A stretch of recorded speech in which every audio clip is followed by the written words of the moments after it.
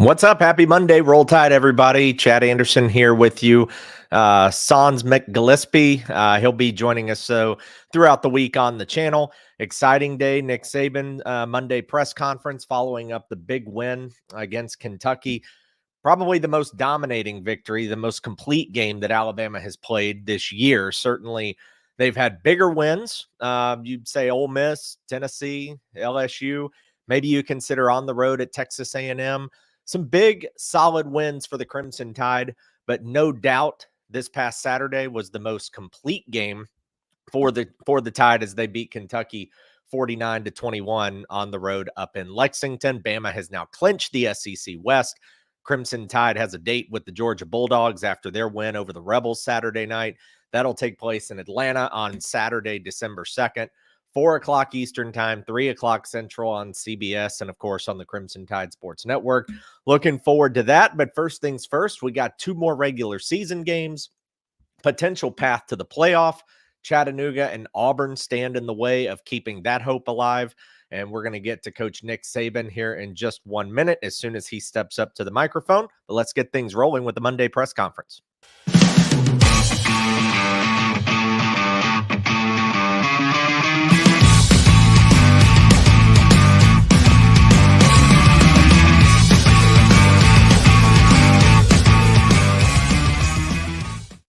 All right, guys, Monday press conference. I'm Chad Anderson. Thanks for being here. Follow us on social media at Broadcaster Mick, at This Chad Is Real. Just waiting on Coach Saban to take the podium at the Malmore Athletic Complex, and it looks like the stream is up.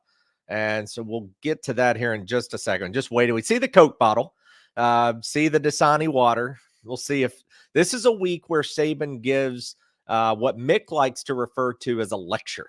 This is a lecture week. If you guys remember, Georgia Southern was about 10 years ago, 12 years ago, came into Tuscaloosa on this same week. This is Cupcake Week. This is the week that everybody from around the country likes to mock the Crimson Tide. They like to make fun of Alabama and the SEC as a whole. I guess I said mock, no pun intended there. They are really looking at sorry, making sure we got Saban here in just a second and everything's set for you guys. Remember the Georgia Southern game. This is the shit through a tin horn week. So here's Coach Nick Saban.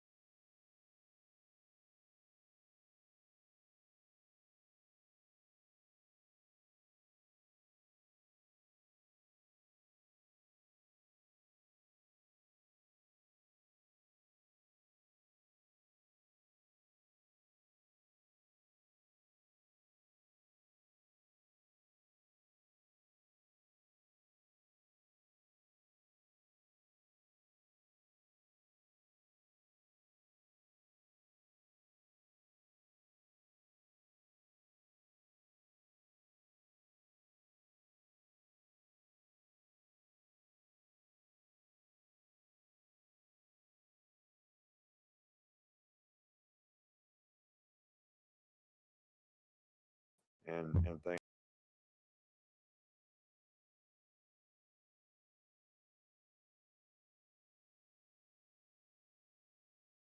player, but I think that's where he's really sort of has a much better understanding of all the things you need to do to play that position.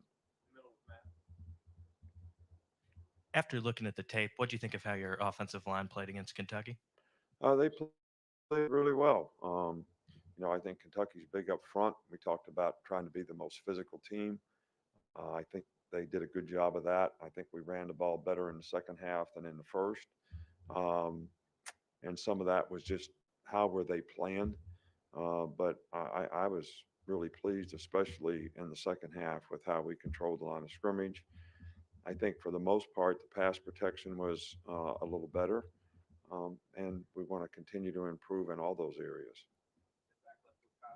Hey, Coach. Can you talk about the gauntlet of this SEC schedule? You guys are 7-0 up to this point, and then kind of a follow up.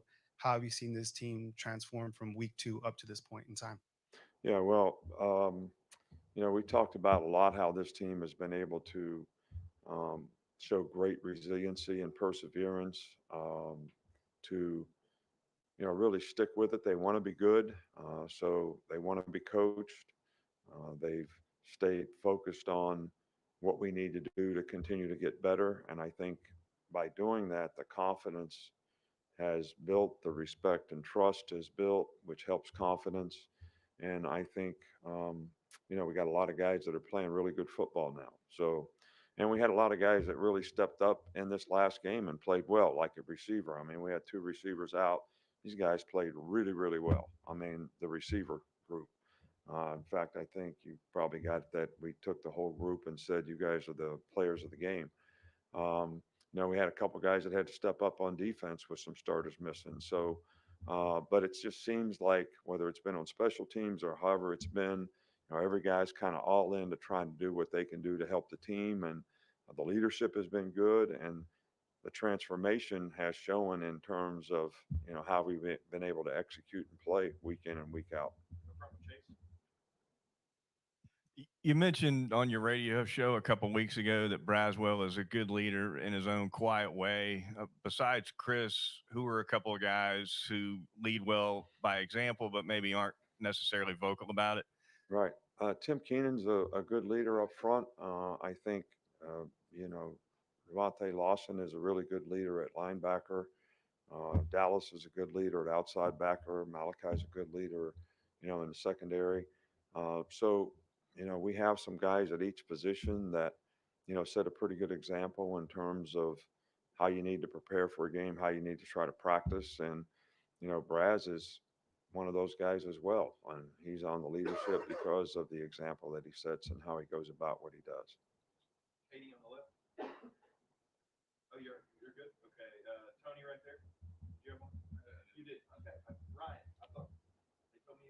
Coach, with senior day this week, what does it say in the world of the transfer portal and NIL, and especially a program like Alabama? If you don't play maybe your freshman year, a lot of guys want to leave. I'm not just talking about your program, but a lot of programs. What does it say about like a Chris Braswell or a Roy Dell that stuck through and really built value for themselves for the next level? Well, I think there's a lot of examples of guys that have done that probably in a lot of programs, but I'm just here to speak about our program. But a guy like Mac Jones who didn't play until his fourth year and played very well when he did and developed. So I think it speaks volumes of their commitment to the program and seeing that if they do the right things, they're going to have success. We've had guys here that do very well in the pros, even though in the NFL, even though they've had maybe not a significant role their entire career here, but played well at some point in time, and that gave them an opportunity. I think that one of the big things that we try to get guys to understand is we have good players on our team, so you're going to have a better chance to develop because the competition in practice is actually going to be beneficial to your development. And I think that if guys can stay focused on long term in terms of what they're trying to develop and improve, we've had all these freshmen who want to play as freshmen, and we've had, I don't know, you can count them up. How many guys have gone out early for the draft? So if it's 45 guys, I don't know if that's the right number or not. I've had 32 phone calls times 45, whatever that number is, in the thousands, right? I've never been asked once how much a guy played as a freshman. Never. Not once. Everybody wants to know, what did you develop into? But yet, the whole mindset is, if I don't play right away, but that expectation gets created by a lot of external factors too. Not to put any of the blame on you all or anybody that says a guy's a 5-star and he should make this immediate impact and all this stuff. So that becomes the expectation. So when it doesn't happen, guys frustrated. I get that. I understand that. We got to try to get guys to be able to stay focused on what they have to do to develop as players, make improvement, so that when they do play, they create value for themselves rather than worrying about just playing. But if you go out there and you don't play well, what kind of value are you creating for yourself? And what kind of confidence are you building? So all these things are things that we really try to emphasize with our young players. And the guys that buy into that, they end up doing pretty well. You competed against both Jimbo and Zach Arnett this year. Just what was your reaction to the news of their firings? I'm Mississippi State's coach and Texas A&M reaction to those guys getting let go. I don't ever like to see anybody get let go, whatever we want to call it, in this business. I know how hard everybody works. I know how difficult it is to sort of build, a program, to get players to compete at a high level on a consistent basis, and just have a lot of respect for people who really work hard to try to change the lives of, the guys that they're coaching, make them better people, help them do the right things in terms of getting an education as well as trying to develop them on the football field. But, we are in a business that you get evaluated based on outcomes and your performance. And I hate to see anybody have to go through this. I've been fired before. It's no fun. It's no fun for your family. But I'm sure that both those guys have great reputations in terms of what they've been able to accomplish over the course of their career. And I'm sure they'll have many more opportunities to be successful in the future. Thanks, Coach. All right, thank you. All right, head coach Nick Saban there joining us for his Monday press conference. He started to kind of get on that rant a little bit, the lecture as we call it here on the channel. He started to go down that path and talking about the players and developing and development and playing right away and as a freshman and 5-star this and 4-star that and whatever. That's something that's been bugging Nick Saban and going to probably continue because he was such an amazing recruiter. He still is an amazing recruiter. Alabama has and is set up to have some of the best classes in college football history. And so he's sitting here with more challenges though. Now everything kind of changes when you have the transfer portal that opened up a few years back, when you have the NIL stuff that just came out a few years ago, 2-3 years ago. So different challenges, different circumstances, but you could see because Saban is just that guy. He loves to see someone come in, earn their way to being the best, competing against the best, and getting an opportunity to play. And of course, Mac Jones is always going to be kind of that poster child example who waited until his final year with Crimson Tide, went through Jalen Hurts, Tua Tagovailoa, and then of course got his shot and only had one chance at it and ended up being a first-round draft pick. I think it was 13th, 14th, somewhere in there overall to the Patriots. So you could tell Saban was kind of headed down that path. Typical stuff for a week like this, always respecting the opponent, talking about Chattanooga's accomplishments, 2 losses on the year in their conference, trying to keep everybody focused on this week because the Iron Bowl is, of course, looming for a couple of days after Thanksgiving. Crimson Tide against Chattanooga coming up. This is also such a weird one that aggravates Saban because you're in this position where it's the Saturday before Thanksgiving. There are no classes next week. It's the opponent. It's an 11 a.m. kickoff. it's going to be a very sparse crowd, I would imagine. It's one that drives Saban nuts because he doesn't like to see that, but it's inevitable just with everything going on. The biggest thing going for the Crimson Tide this weekend is, of course, Senior Day. So you get to honor everybody. From a senior perspective before the game, 10:45-ish or so before kickoff.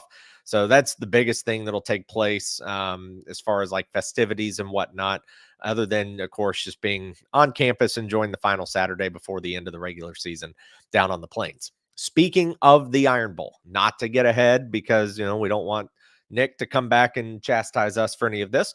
But speaking of the Iron Bowl, that game time was just announced earlier. I think like within the last 20 or 30 minutes. But Alabama and Auburn, no surprise here, 2:30 Central, CBS kickoff.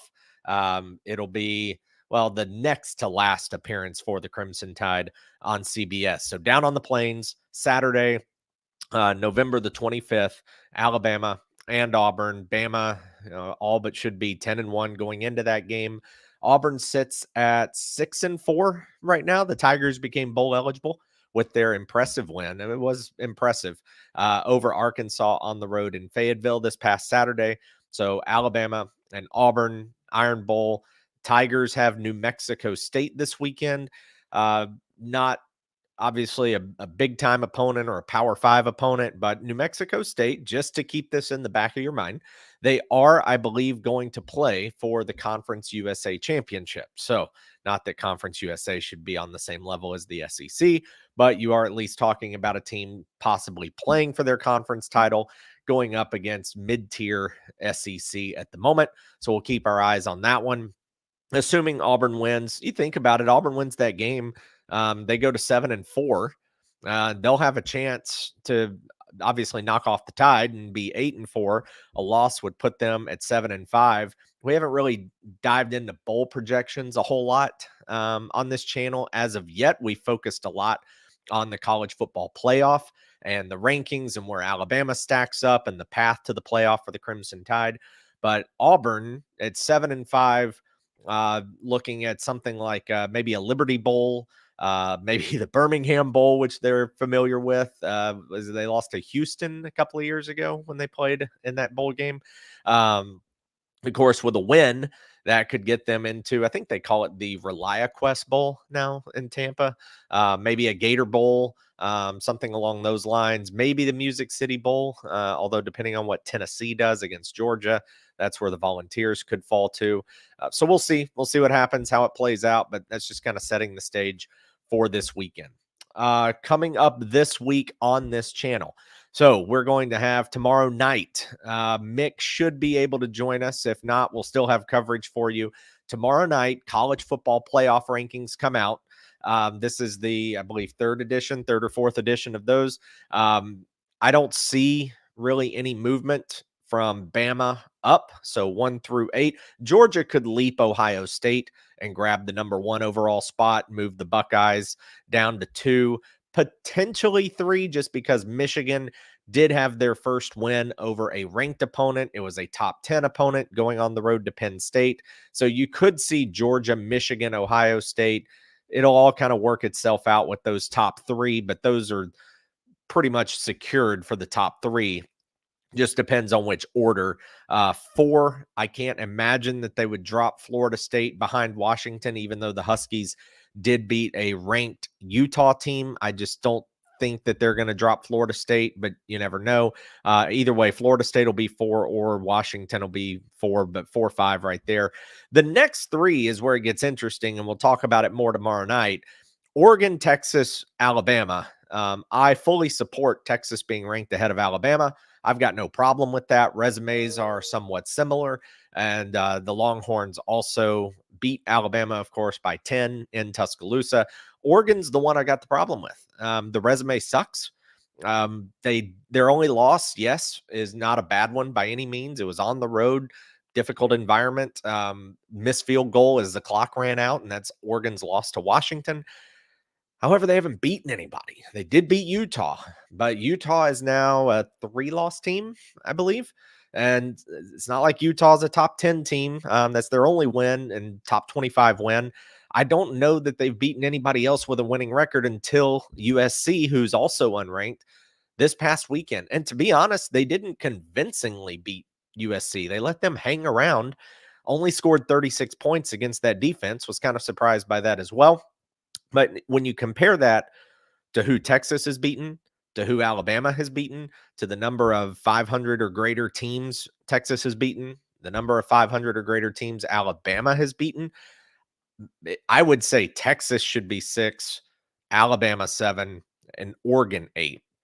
And that could make a difference as we go down the stretch, because if we know Bama's going to play Georgia, if Oregon plays Washington, then you get into this debate of, okay, well, Bama's now added Georgia to their resume. Oregon beats Washington, who beat them. Like, we can get into all this tomorrow night, but it's just, you start to worry because we're running out of weeks here at the end of the year to where teams aren't losing. And they came close this past weekend. Washington struggled against Utah. It was the second half where they pulled away and won by 7. Florida State really struggled with Miami. In fact, Miami got hosed on a couple of calls, one of those being a safety that would have made the game 10-9 in the first half and given them good field position and all these things. It could have potentially impacted that a little bit. And then what was the other one? Texas up 20 on the road at TCU. It became a 3-point game at the end. And then Texas held on with a big third down pass deep down the left sideline. Receiver made an unbelievable catch. It wasn't Worthy. I forget the receiver's name, but made an unbelievable catch, extended the drive, able to run out the clock, and that ended the threat of Texas potentially losing. So when you look at the rest of everyone's schedule, it's just really interesting because we're running out of weeks, and we always say this stuff works itself out, but we're not seeing any upsets. And there's only 2 weeks left in the regular season. Then you have the conference championship. And unless a couple of things start to fall, Alabama could find themselves in a spot where not only do they have to win out, but they now have to sit back and pull for upsets and pull for maybe an Oklahoma to beat Texas in the Big 12 title, or Iowa State to help out like they did in 2011, for Oregon State to beat Washington this week, and then figure that stuff out for maybe Louisville to upset Florida State in the ACC championship game. Maybe the Gators upset Florida State. Bama's going to need some chaos, it looks like, because we're just running out of weeks. And this is the first time in the BCS era, BCS to today, and I know we're in a playoff era now, from BCS to today, first time 5 teams this late in the year are undefeated. So unprecedented times here when you talk about a 4-team playoff or the national championship game or getting teams in and how it's going to shake out. So we'll see. We'll have that coverage for you, like I said, tomorrow night. And then on Wednesday, we will have Coach Saban's press conference, his post-practice press conference. So tomorrow night, look for us around 8 p.m. Central Time. Wednesday night, look for us around 6 p.m. Central.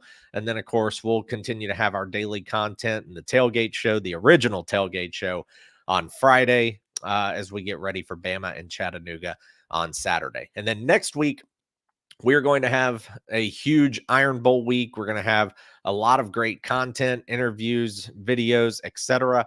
Make sure you follow us and join us Thanksgiving week all week long, because we're going to really be breaking down the Iron Bowl. Even though the records may not show it as much of a matchup, we all know a lot of times how difficult it is to win down at Jordan-Hare. So we'll be breaking that down next week as well. So that's it for today. Coach Saban press conference. Thanks for all of you for joining us. I'm looking forward to hanging out with you this week. We'll be back on tomorrow night for the college football playoff rankings, the unveiling of another week. Doubt there's movement. We'll see what happens, and we'll talk to you all you guys then. Roll Tide and have a good Monday.